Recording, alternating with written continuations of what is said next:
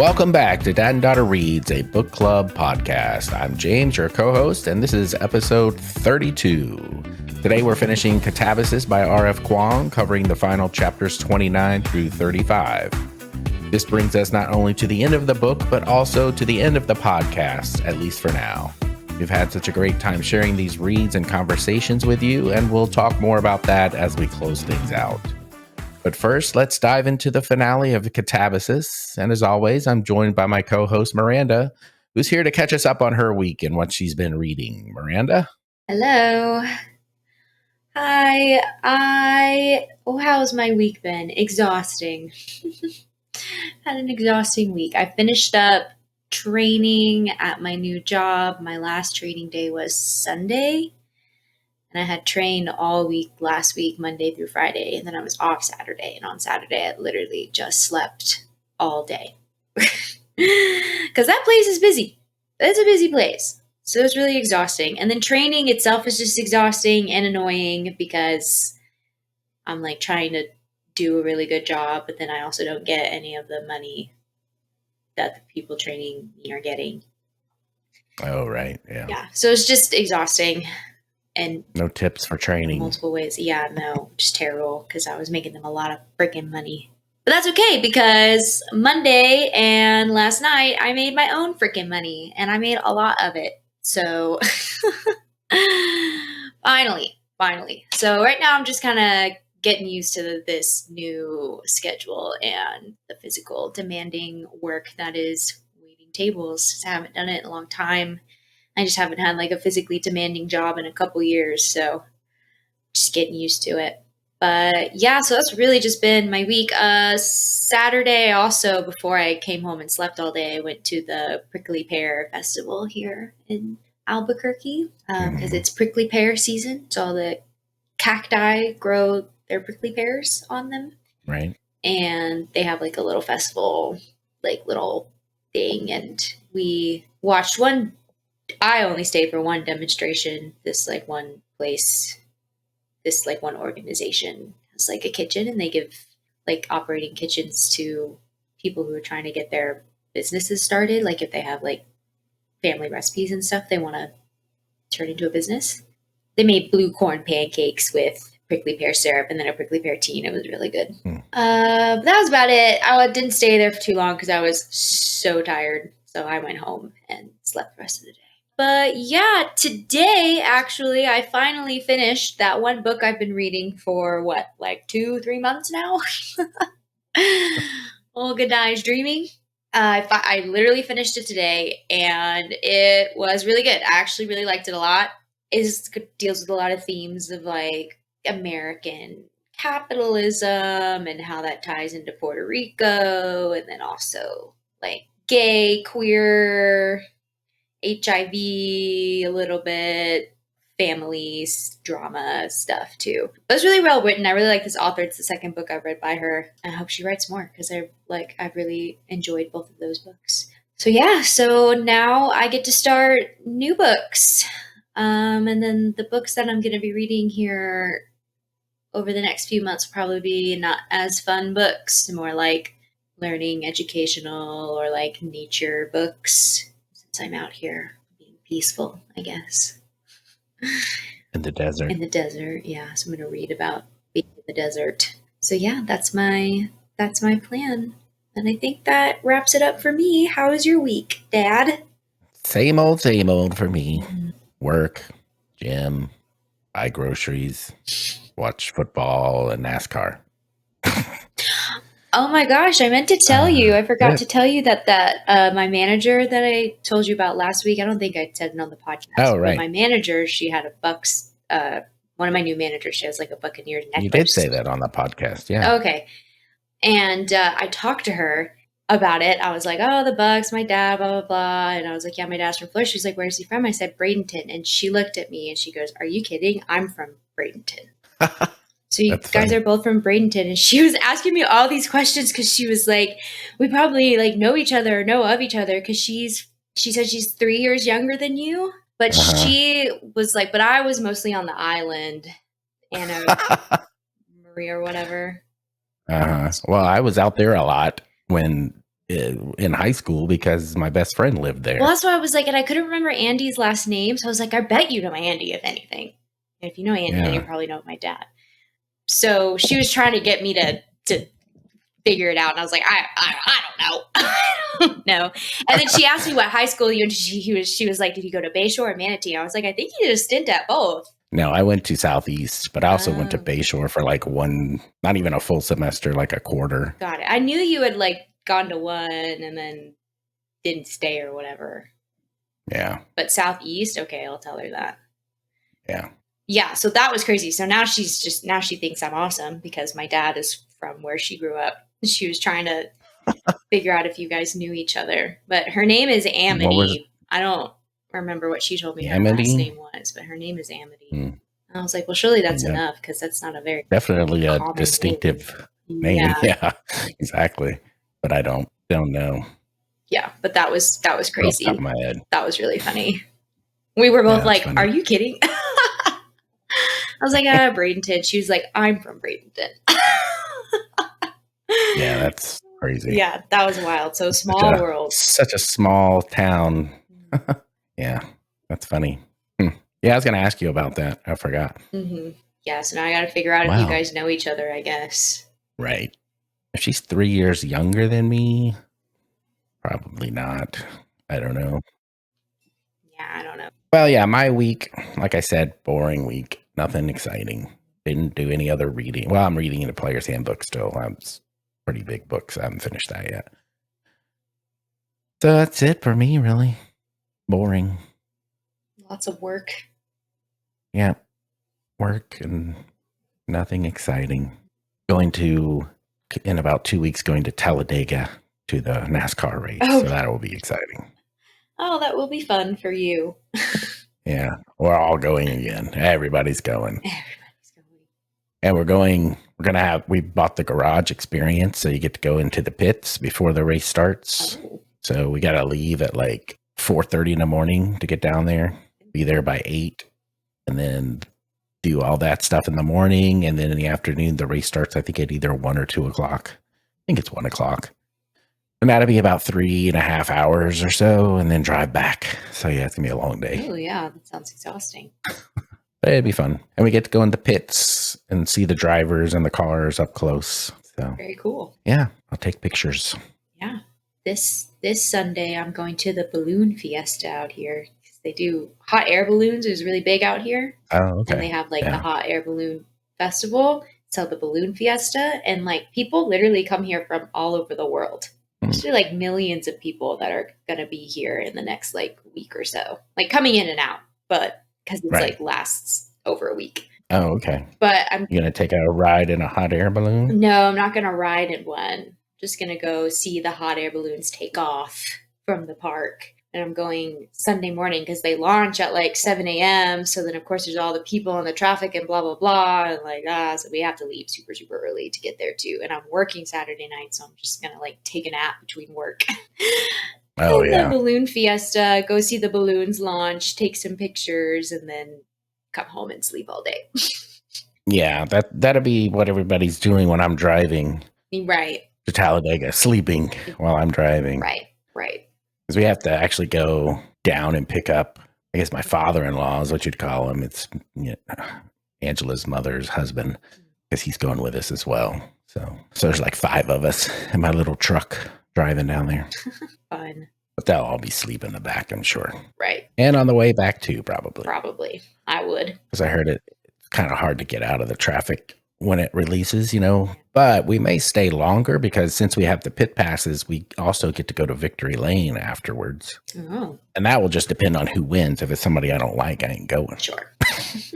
All right. Well, that's it for what we've been up to. Let's move on to the book. And this is the last section. And let's get the recap on what we talked about last week. Yes. So last week, last section, we get Peter's backstory and his long ongoing battle with Crohn's disease. We find out that Grimes presented Peter's dissertation as his own work, and in retaliation, Peter performed a careless check to the work, leading Peter to believe he was responsible for Grimes's death. Peter then comes up with a plan to escape the pit, but only one of them will make it out. He insists it be Alice, and she's ejected from the pit, trapping Peter inside. The Kripkes drain Peter's blood, and Alice, stricken with grief, makes her way to Tyranny. Here she meets a shade, John Gratis, who takes her to the city of Dees. Shades here are to write dissertations of their life and wrongdoings to submit in hopes of reincarnating out of hell. No one has been approved in a very, very, very long time, if ever. Alice then meets Gertrude, who believes this is their end, and they must accept it and change it into a paradise they can be content in. Gertrude takes Alice to a place where shades have come to rest, transforming into trees and bushes. Alice attempts to still her mind, but begins to question everything and decides she must continue on and live. She runs from Dees and is back in the dunes of hell. That's where we left her, wandering through the desert. The dunes of hell. All right. Let's see where she's at. Chapter 29, Alice wanders through the desert of hell when she encounters a large cat. The creature appears hungry and ravaged. As it approaches her, suddenly they both become trapped in a Kripke snare. Immobilized, they watch as magical knives emerge and attack the cat first, bleeding it dry into buckets. Before the knives can reach Alice, she notices the pentagram. Recognizing it uses basic old magic, she manages to free herself using the cat's blood and her chalk. Afterward, she cooks and eats parts of the cat. That was a very gory scene. It was. I did not like the description. I was I was like, this is awful. That poor cat, the way she was like describing the cat and stuff, I was like, oh my God. Yeah. Like it's like a panther or something, like a big cat. It's a big cat, right? Yeah. That was horrifying. That was so scary. Yeah, she went all Liver King. Yeah. Eating its organs and stuff. Yeah. That was a crazy scene. Yeah. All right. Chapter 30, Gratis pulls up to the camp and discovers Alice at her small camp there, where she prepared the cat. Alice declares her intention to kill the Kripkes, despite Gratis's attempts to talk her out of it. Using the cat's bones, she crafts weapons and armor. When Gratis instructs Alice to snort some chalk, she complies, reluctantly. Snorting the chalk. Yeah, that was a little weird. But apparently, it does something. Chapter 31, the chalk altered Alice's perception of time and space. The Kripke's bone army approached. Some of them got stuck in her traps, but those that made it through moved so slowly to her enhanced perception that she defeated them easily. She then killed the trapped ones. Alice battles Magnolia Kripke and their child, catching them in a trap that renders them immobile. Next, she fights Nick Kripke, trapping his soul in Professor Grimes' body, which she had prepared back in Cambridge using her planned spell. During this process, she attempts to throw him into the river back in hell, but Nick grabs her throat and she seems to lose consciousness. I did think that this chapter was good. I liked the battle. Yeah, the battle was pretty good. Yeah. And so what she did was like she opened a portal kind of thing that made Nick Kripke's soul go into what was left of Professor Grimes' body back on Earth. And then she was trying to throw his body into the River Leth. Right. During this time.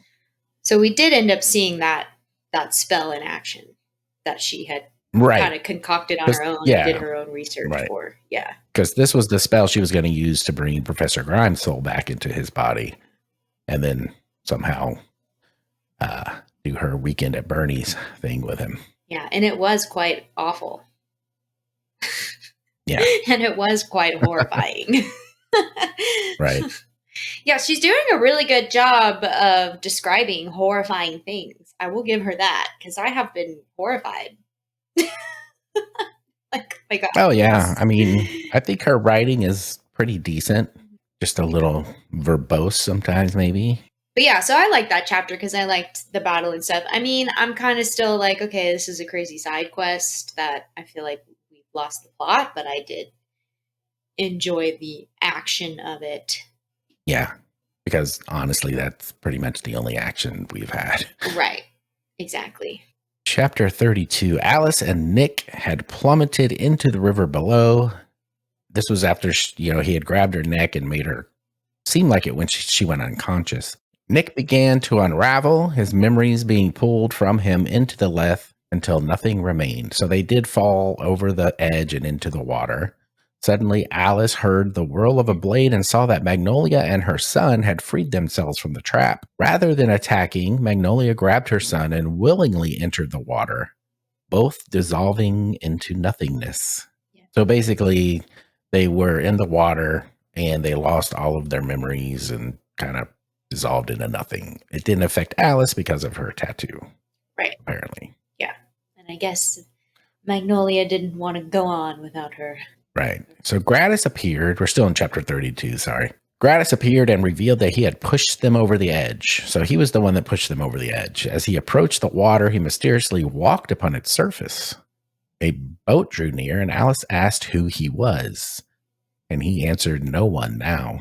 Boarding the vessel, a luminous figure clothed in white offered him a bowl, which apparently is a bowl of the Leth water. And after drinking, Gratis began to unravel, transforming into a shimmering glow, unlike any shade Alice had seen before. So I guess they accepted his dissertation or something, because we don't really know who he is. Right. Well, I think we don't find out. I think it was the act of helping Alice defeat the Kripkes, because he's right. The one. I mean, yeah. Yeah. Because remember, she like asked him before, like, are you going to stay and help? And he just kind of was like, and then literally disappeared.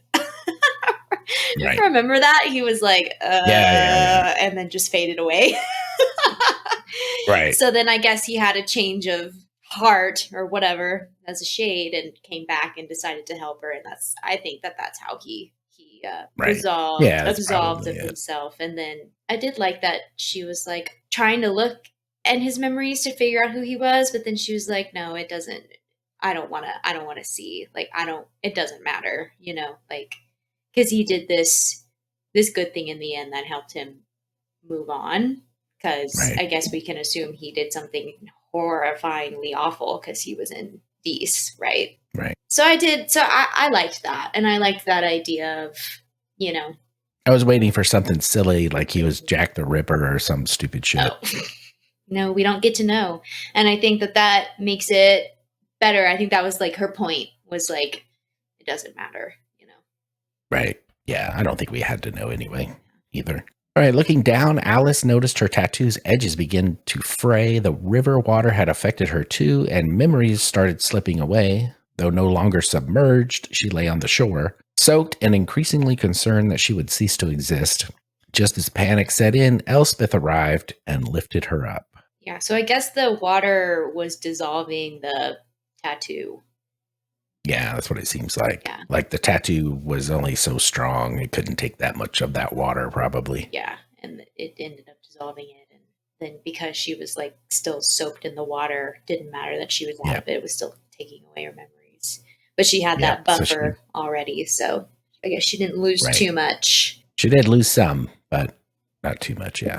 Chapter 33, Alice rests on the boat while Elspeth watches over her. Upon awakening, Elspeth presents Alice with the true contradiction, explaining she had discovered it shortly before meeting Alice and Peter. They journey deep down the river toward King Yama's domain, where Alice plans to offer the true contradiction to Yama in exchange for her life.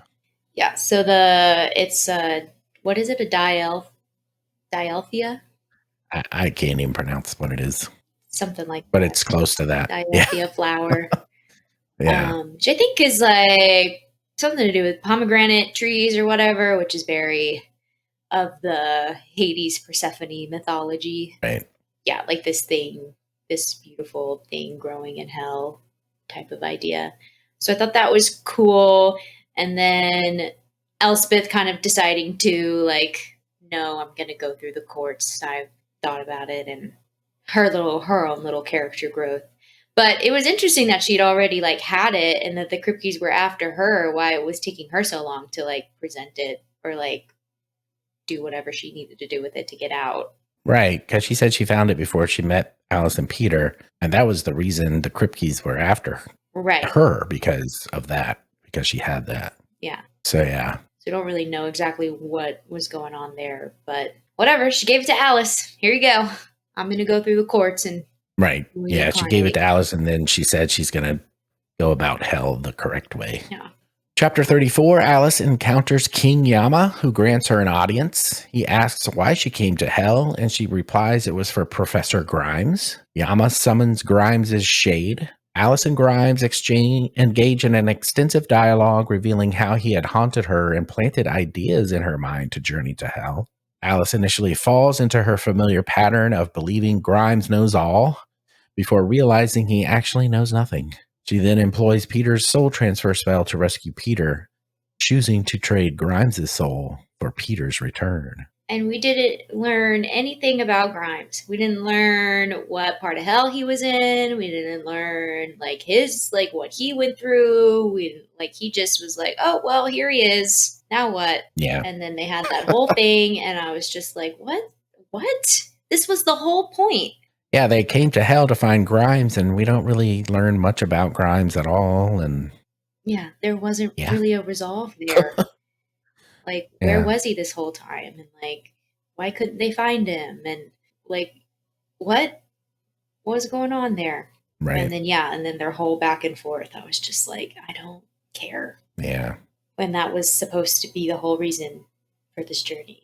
I was supposed to. By the time we got there, I was like, I don't even care about Grimes. I don't even know what I'm supposed to care about. We lost the plot. You're supposed to care about the love story of Peter and Alice, I guess. Okay, but even that wasn't fully fleshed. Not really. Because then Peter comes back. All right. Chapter 35. Yep. Chapter 35. Peter has returned, and he and Alice share a kiss. Alice then bargains with Yama for their return to the real world and the restoration of their lifespans. Yama agrees only to restore half of the years they lost before sending them back to the real world. So, yeah, he only gave them half of what they lost, which was half of their life. So basically, they're only going to have a 3/4 lifespan. I did the math. So, yeah, it was just, I mean, did you not see that coming? Peter coming back? Well, yeah, I absolutely saw Peter coming back. Yeah. But it just was like, oh, I love you. Okay. Okay. It also was kind of, I don't know, it was anticlimactic how he came back too. Because I guess they actually did drain his blood. Yeah. And then it's how did he come back? I don't know. Kind of weird. Well, I mean, it was because King Yama, he can do whatever. Sure. Apparently, so. Right. There are no rules. That was part of the deal. No rules in hell. I liked the King Yama though. I like that she got to choose what form he came in. The idea that he is all of the different underworld leaders, Right. And that he could transform into them, and they're all different. I liked that. I thought that was really that was kind of neat. That was cool. That was smart. So I did like that. I liked the King Yama character. I wish we could have got more of him. Right. I wish we could have got more of the dealing with that, because he just kind of was sure, fine, okay, here. I mean, to me, the character that was the most interesting, because I found Peter boring. Alice was just, I don't know, Alice. She's not somebody you particularly root for because she's not a great person herself. I liked Elspeth the most, I think. I would have liked more of her. Yeah, I liked Elspeth too, and I liked John Gratis. Yeah. I thought they were both much more interesting characters, and there could have been a lot more done with them. I was really sad that Elspeth only had a couple chapters, that they just decided to betray her right when they met her. That could have been fun. That could have been a fun, the three, picking up a new character, going on a quest type of deal, So we didn't get enough of her, and then, so I would agree with that. And then John Gratis too. I thought he was a funny character. He was interesting. Yeah. He was more interesting probably than any of them, and even the two main characters. Yes. Anyway. So that's it. That's the end of the book, and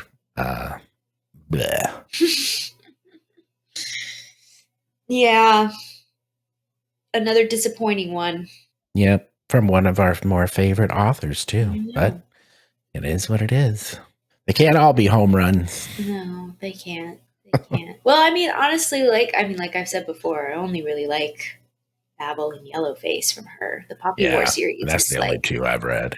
The Poppy War series is kind of like this. I feel like we kind of lose the plot throughout. There's just like a lot and going on, and it gets and that's why I've never boring. read it.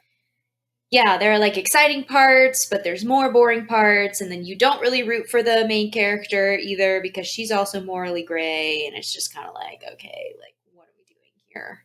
Yeah, So that's why I've never read it, is because I've heard so many different yes and no, up and down things about it. Yeah. Is it good? Is it not? You know, back and forth. So I decided not to read it. Right.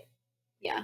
Because I mean, it's 3 books, and I don't want to spend the time reading 3 books. Yeah, and they're for something people are kind of so on. And they're fat books. I feel like the last 2 are pretty long, and the second one especially is very boring up until like the last 5 or 6 chapters. I think tough. Yeah, I wouldn't unless you really bored one day and you're like, okay. I have way too many other things to read. Way too many other things to read. So. But it's like, because it's kind of the same thing. Like the first book starts off really good. Not the whole book, but the first half of the first book in that series is really good. Like I was like, oh, this is going to be good. And then we lost the plot. So, yeah. All right. Well, back to Katabasis. I'll give my assessment. The book starts off really strong. Alice and Peter head to hell to save Professor Grimes, and those opening chapters are exciting and easy to get into. But after that, the story drifts off track. The middle gets confusing, and it feels like it slows down a lot. Another issue is the writing itself. The book is well written, sometimes too well written, if you know what I mean. It often feels like Kuang is showing off her vocabulary when it's not really needed, which can pull you out of the story. On top of that, there are a lot of references to older, more philosophical works that aren't explained well. So if you're not already familiar with them, you're left scratching your head. And really, when it comes to that, I think I would have preferred for there to be footnotes like there were in Babel. I think that would have been a lot better. Yeah, it would have. Anyway, it would have been a good thing to do for this one too, because of all of the mythology and philosophy and stuff. So yeah, I would agree with that. Yeah. I really wish it did have footnotes like Babel did. But anyway, when Professor Grimes finally shows up in the second to last chapter, we're almost at the end, and the scene doesn't really land at all. The soul trade twist was interesting, but the everyone lives happily ever after ending felt rushed and a little disappointing. Overall, it's a book that starts with a lot of promise, but between the overcomplicated writing, confusing references, and an underwhelming ending, it doesn't quite deliver. And I gave it a 2.5 out of 5. Yeah, my final assessment, I was also really excited at the beginning of this book. Dante's Inferno was always one of my favorite reads in high school, and the references were really fun for me. I loved the pacing at the start of the book and the philosophical elements being introduced. Once we got to the middle, we lost the quick pacing, a lot of those elements, and in my opinion, the plot entirely. The backstories came too late and too much, and the side quests took up too much time without being any sort of push of the plot. I became bored of and uninterested in the characters, and by the time we got to Grimes, I forgot that's why we were even here. I'd agree with the 2.5 rating. I didn't enjoy it once we got halfway through, but it's not a totally horrible book. I'd still recommend to those who like fantasy with a touch of romance, but it had a lot more potential than what was presented. Right. Yeah, that was me the whole time. I just was like, this just could have been better. And maybe we were just expecting too much. Who knows? Maybe. I think we do expect too much in general. Well, especially in this one, considering we liked some of her other books and stuff. I know. And you got to meet her and I did. Get her to autograph some books. I did meet her, and she did autograph books. Yeah, she was very sweet. But yeah, I don't know. I just feel like she could have done a lot more with being in hell, you know? Yeah. Just feel like there was a lot, I don't know. There's just a lot of weird side quests and journeys, and that just were like, what is the point of this? And it didn't really feel like it ended up having a point in the end. Yeah. Like, I could have done without the crypt keys, honestly, if we had just focused on, like, getting through hell. And, like, had Elspeth, like, tagged along, getting through hell and dealing with, like, the different circles. We didn't even get to see a lot of the circles in between, or, like, the people that were in there. I don't know. Just kind of felt like we didn't we really only saw the first 2 and the 8th, I think. Yeah. So we didn't really utilize that. We got a little sidetracked with the whole crypt key thing. Yeah. And then we forgot why we were there. So, meh. Sad. Yeah. Well, that was Katabasis by R.F. Kuang. That's about it. But before we wrap up, I just want to take a moment to say thank you to everyone who's listened along, whether you've been with us from the beginning or just picked up an episode here and there. Thank you for being part of this little project. We started this podcast as a way to read together, to share books we love, and to have conversations that went beyond the page. And it's meant a lot to know there were people out there listening with us. And most of all, thank you to Miranda. Doing this podcast with you has been the best part of it. All getting to read, laugh, debate, and share these stories together every week has been something really special. No matter what comes next, I'll always be grateful we got to do this together. Me too, Dad. And thank you, because you really did all the work. If people out there don't know, he was the one doing all the work. So thank you for editing and posting and making the time, the schedule. Like, I really just read and wrote my little recaps and showed up. So thank you for doing all that. And I also really enjoy this. And I hope that we can still do this, even without the podcast.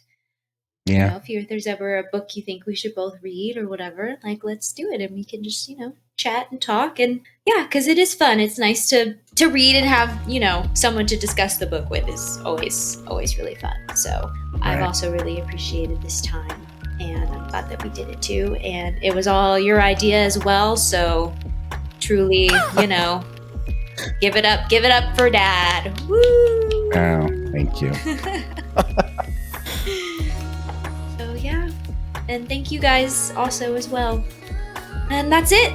Not just for Katabasis by R.F. Kuang, but for Dad and Daughter Reads, a book club podcast, at least for now.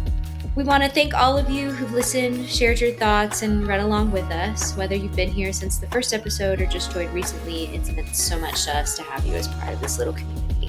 We don't know if this is goodbye forever, but for now, it is goodbye. Thanks for listening, and as always, happy reading. Our intro music is Upbeat Funk, performed by Mikhail Smusev, and our outro music is Lo-Fi Chill, medium version, performed by Bodan Kuzmin. You can find both tracks on pixabay.com. Thanks for joining us, family.